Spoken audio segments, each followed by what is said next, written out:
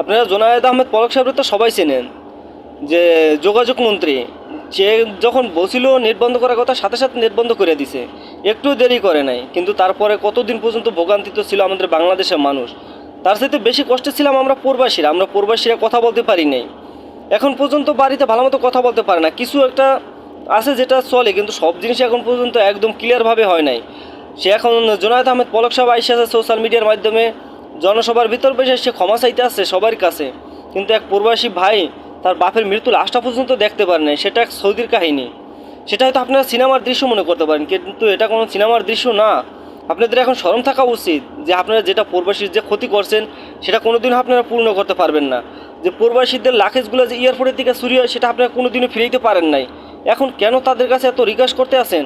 আপনারা তখন পারতেন সমস্যার সমাধান করতে। আজও পর্যন্ত কেউ বলছেন যে প্রবাসীরা যেন একটা লোক এয়ারপোর্টে আইসে না কান্না করে?